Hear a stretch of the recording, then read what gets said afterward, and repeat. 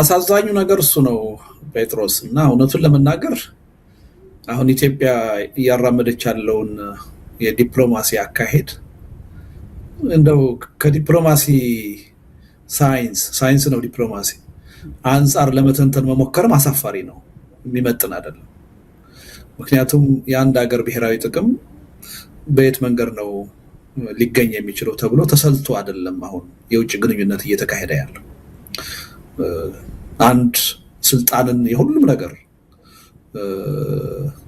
ነገር የበላይ አድርጎ የሚያይ መሪ አለ። ያ መሪ ለስልጣን የበላይነቴና መቀጠሌ ይጠቅመኛል ያለውን አቋም ነው የሚያራምደው እንጂ የኢትዮጵያ አቋም አይደለም የሚራመደው። ያ ባይሆን ኖሮ ጠቅላይ ሚኒስትሩ ቅድም ያልከውን ንግግር አይናገሩም ነበር። ማንኛውም ሀገር ከአካባቢ ክራይሲስ አይጠቀምም፣ ይጎዳል እንጂ። ግን እሳቸው የሚያዩት ጉዳዩን ከአገር ጥቅም እና ፍላጎት አንጻር አይደለም፣ ከራሳቸው የስልጣን የበላይነት አንጻር ነው። ለስልጣን የበላይነታቸው ብለው አሁን ከሚያካሂዱት ጦርነት አንጻር ብቻ ነው የሚያዩት።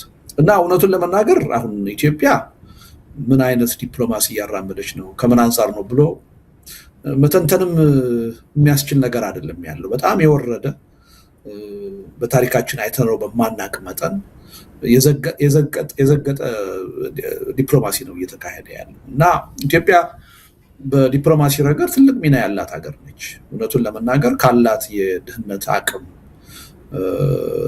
ጋር የማይመጣጠን የተጽዕኖ ፈጣሪነት ሚና ነው ያላት በዓለም ዲፕሎማሲ ረገድ።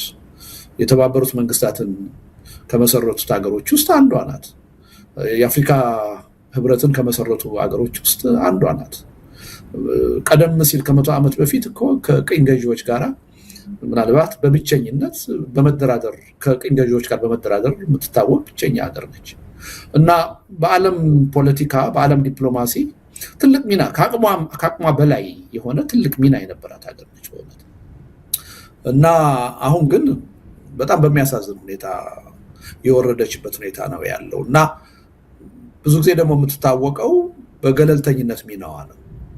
እና አንድ አቋም ከመውሰዷ በፊት በደንብ ጉዳዩን ከግራ ቀኝ መርምራ ነው አቋም የምትይዘው። እና ብዙ ጊዜ የምትታወቀው ገለልተኛ አቋም በመያዝ ነው። ያም ደግሞ ጠቅሟታል።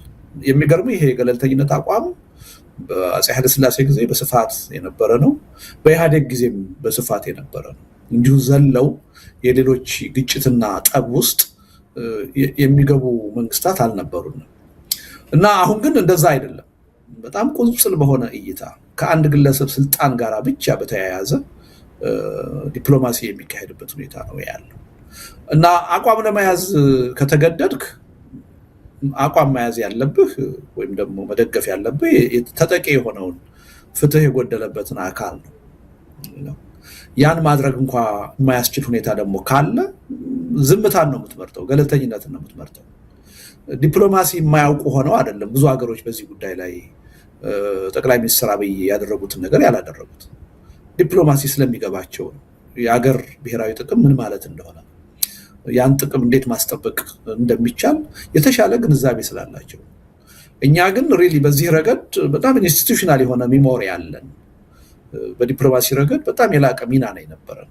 ግን እንዳልነበርን ሆነን አሁን በጣም በሚያሳዝን ሁኔታ እንደዚህ አይነት ተራ የሆነ የዲፕሎማሲ ጨዋታ ውስጥ የገባንበት ሁኔታ ነው ያለው። እና ያው ሰውየው እንደ ሀገር ስለማያስቡ አንድ ቀውስ ሲመጣ ይሄ ቀውስ ችግር ውስጥ ያስገባናል፣ ጥንቃቄ ማድረግ አለብን ብለው አይደለም የሚያስቡት። ከዚህ ቀውስ ውስጥ ምን የተሻለ ነገር፣ ምን ጥሩ ውጤት ለራሴ ያገኛለሁ ብለው ነው የሚያስቡት። ይሄን እንዲህ አይነት አስተሳሰብ ከአንድ ተራ ግለሰብ የሚመነጭ ነው እንጂ ከአንድ ትልቅ ሀገር መሪና ከሀገር የሚመነጭ አይደለም። እና ሰውየው ምን ያህል የዲፕሎማሲ ሀሁ ያልገባቸው እንደሆኑ ጉዳዩን ከሀገርና ከሕዝብ ጥቅም አንጻር ሳይሆን ከራሳቸው ስልጣን ብቻ አያይዘው የሚያዩት እንደሆነ የሚያሳይ ነው። እና በጣም የተሳሳተ አቋም ነው ያራመዱት። በምንም ተአምር እዚህ ችግር ውስጥ ራሳችንን ማስገባት አልነበረብንም። ቢያንስ የገለልተኝነት አቋም መያዝ ነበረብን እንጂ ለአንደኛው ወገን ያውም ደግሞ ለተበዳዩ አይደለም ለበዳዩ ወገን ቆመን መታየት አልነበረብን።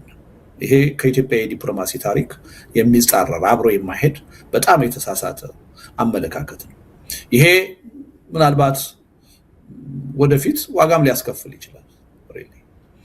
በአካባቢው ሀገሮች ኢትዮጵያ እንዴት ነው የምትታየው የሚለው ነገር እንደምታው ቀላል አይደለም። እውነቱን ለመናገር በዛ ደረጃም አሁን ትልቅ ችግር ውስጥ እየገባን ነው።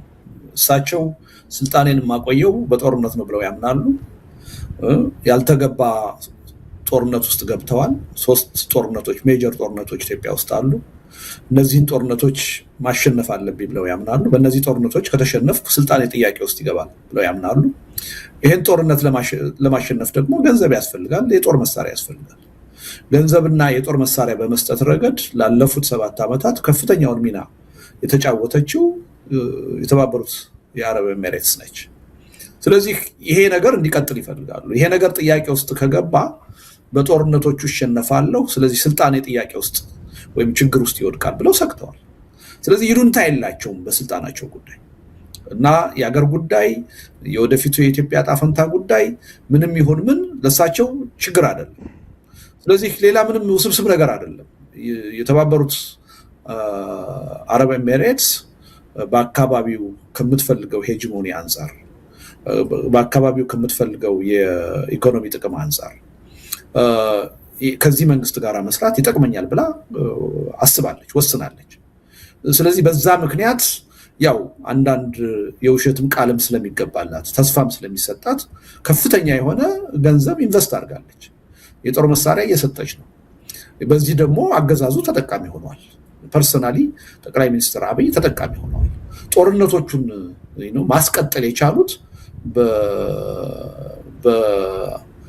በዩኤኢ ድጋፍ ነው እና ይሄ ድጋፍ ከተቋረጠ የፖለቲካ ስልጣን ህልውናቸውን አደጋ ውስጥ እንደሚከተው ስለሚያስቡ ነው ይሄን የሚያደርጉት። ምንም ውስብስብ ነገር አይደለም።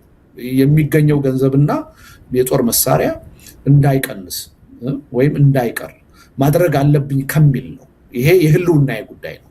ስልጣኔ ሊቀጥል የሚችለው የዱባይ ወዳጅነት ሲኖረኝ ነው። ጦር መሳሪያና ገንዘብ ከነሱ ማግኘቴ ሲቀጥል ነው የሚል እምነት አላቸው። ይሄን ለማስቀጠል ነው በክፉ ጊዜ ደረስኩላችሁ፣ ሪስክ ወስጄ መጣው፣ ከኔ በላይ የልብ ወዳጅ የላችሁም ብለው ያ ገንዘብና መሳሪያ እንዲቀጥል ለማድረግ ነው። ሌላ ምንም ውስብስብ ነገር ያለው አይመስለኝም። ምናልባት እንደው አንድ ነገር ለማስታወስ ያክል በመካከለኛው ምስራቅ በርካታ ኢትዮጵያውያን በስራ እንደሚገኙ ሁሉም ሰው ያውቃል። አብዛኞቹ ደግሞ በተለይ እንደ ኳታር እና እዛ አካባቢ ላይ ያሉ ኢትዮጵያውያን የአየር ትራንስፖርት በመዘጋቱ ምክንያት መውጣት አልቻሉም። ጦርነት ውስጥ ትራፕ ተደርገው ነው ያሉት። በተለይ ደግሞ በጣም አንዳንድ እንግዲህ መረጃዎች የሚደርሱን በጣም በሚያሳዝን ሁኔታ ስራ መስራት አልቻሉም። አገሩ ተዘግቷል። ብዙዎቹ ከእንደገና ከሀገር መውጣት አልቻሉም እና ኢትዮጵያውያኖች ከፍተኛ ችግር ላይ ናቸው እና ኢትዮጵያውያኑን የማውጣት ነገር ጠቅላይ ሚኒስትሩ ወደ ስልጣን የመጡ ሰሞን ታስታውስ ከሆነ በሚሄዱበት ፕሌን ጭምር ሰዎች ይዘው የማመላለስ አንዳንዴም እንዲያሉ ነገሮችን ያሳዩ ነበርና ዱባይ ደርሰው እዛ ትራፕ የተደረጉ ወይም መውጣት መግባት ያልቻሉና ብዙ ችግር ውስጥ የገቡ ኢትዮጵያውያንን እንኳን እንደው ቀድሞ ያደረጉት እንደነበረው የታይታ ስራም እንኳን የመስራት አይደለም። የኢትዮጵያ ውጭ ጉዳይ መስሪያ ቤት በመካከለኛው ምስራቅ ውስጥ ስለሚኖሩ ኢትዮጵያውያን ጉዳይ ምንም ያነሳው የለም። በሊባኖስ በጣም በርካታ ቀላል የማይባል ቁጥር ኢትዮጵያውያን የሚኖሩበት ነው። አሁን የእግረኛ ጦር ሁሉ የገባበት ትልቅ ጦርነት እየተከናወነው በዛ ስላሉ ኢትዮጵያውያን ጭምር ራሱ የኢትዮጵያ መንግስት ስለ ዱባይ ኤርፖርት መመታት የተጨነቀውን ያህል ስለ ዜጎቹ ተጨንቆ አላየንምና እንደው ካነሳው ጋር ለመጨመር ያክል ነው። የመንግስትን በኩል ካነሳን